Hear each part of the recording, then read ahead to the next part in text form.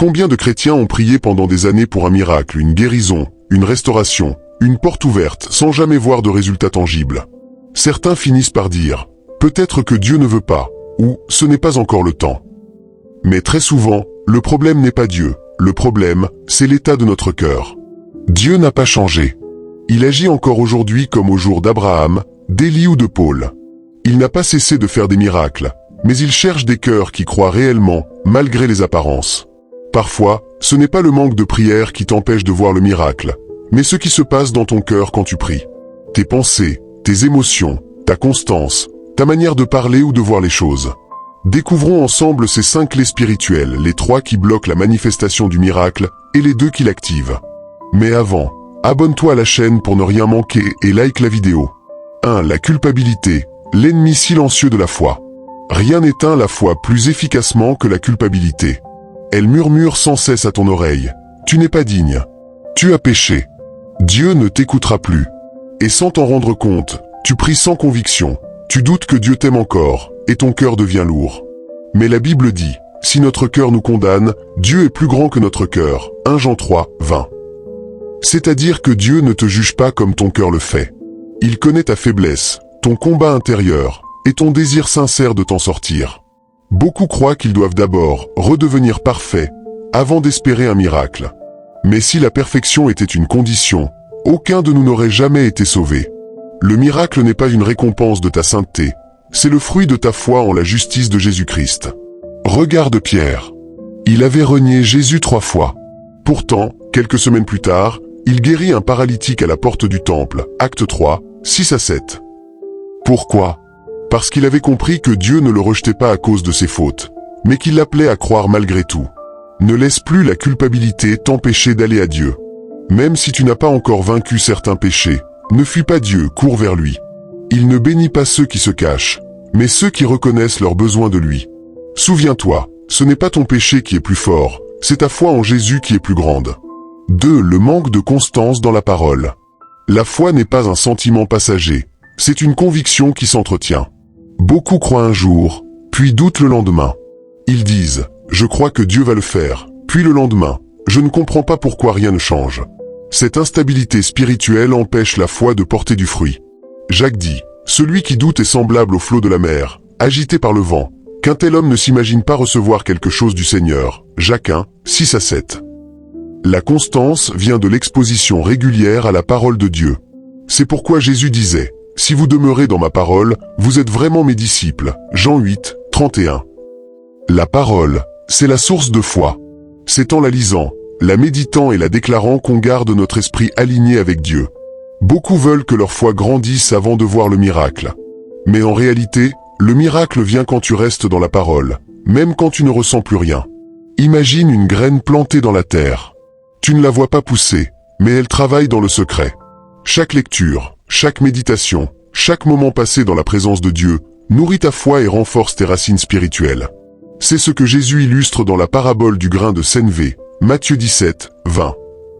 La taille de ta foi importe peu. Ce qui compte, c'est qu'elle soit vivante et enracinée.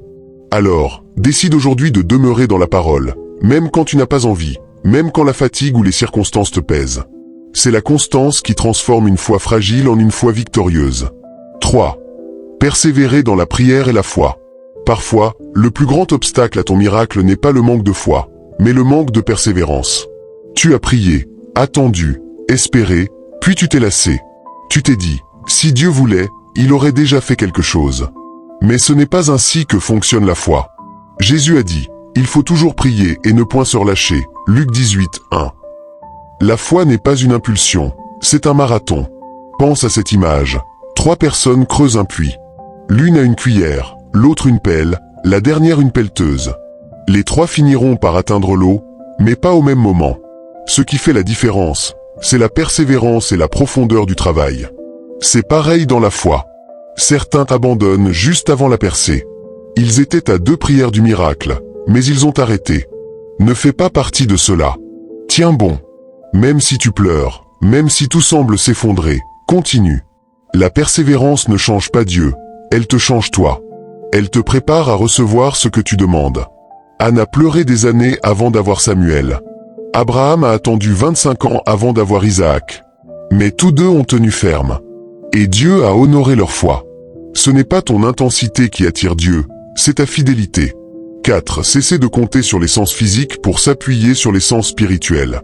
Le plus grand ennemi du miracle, c'est le besoin de voir pour croire. Beaucoup de chrétiens veulent d'abord sentir, voir ou entendre quelque chose avant de croire que Dieu a agi.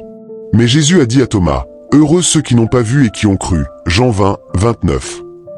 Si tu veux voir le surnaturel, tu dois apprendre à croire avant de voir. C'est la clé de la marche par la foi. Quand tu pries pour un malade, ne regarde pas à la douleur, regarde à la parole. Quand tu demandes une guérison, ne cherche pas la sensation, cherche la conviction. Quand tu réclames une porte ouverte, ne calcule pas selon l'économie, calcule selon la grâce. La foi voit dans l'invisible.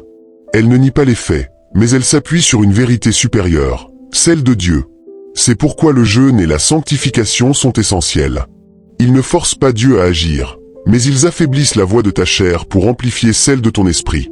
Plus tu vis dans la sanctification, plus tu deviens sensible à la voix du Saint-Esprit, et plus tu te détaches du visible. Ne dis plus, je ne sens rien donc Dieu n'a pas agi. Dis plutôt, je sais que Dieu a agi, même si mes sens ne le perçoivent pas encore.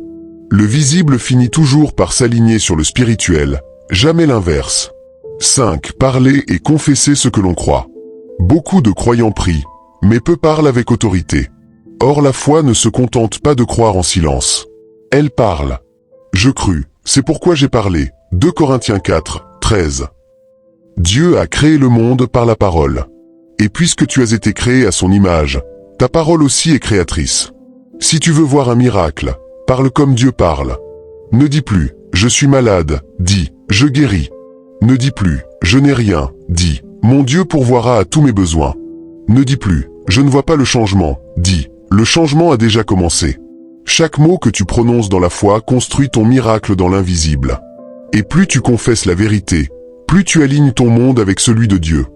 N'oublie jamais, la mort et la vie sont au pouvoir de la langue. Proverbe 18, 21. Le miracle n'est pas réservé à une élite spirituelle. Il est pour quiconque croit, persévère et s'attache à la parole. Ne laisse plus la culpabilité te voler ton assurance. Ne laisse plus ton inconstance diluer ta foi. Ne laisse plus le visible te détourner du spirituel. Aujourd'hui, choisis de croire encore. Choisis de déclarer la parole plutôt que la douleur. Choisis de persévérer, même si tout semble silencieux. Car Dieu agit toujours, même quand tu ne vois rien. Et si tu tiens ferme, ton miracle finira par se manifester dans le visible. Avant de quitter cette chaîne, je t'invite à t'abonner, à liker et à écrire en commentaire quelle est la chose qui t'a le plus plu ici. Ce que je te partage ici n'est pas juste un raisonnement théorique, mais le fruit de ma propre expérience avec Christ et de celle de plusieurs autres personnes. Alors mets-les en pratique avec foi et tu en verras le résultat. Sur cette chaîne, nous avons d'autres vidéos qui t'aideront à grandir dans ta foi et dans ta communion avec Dieu.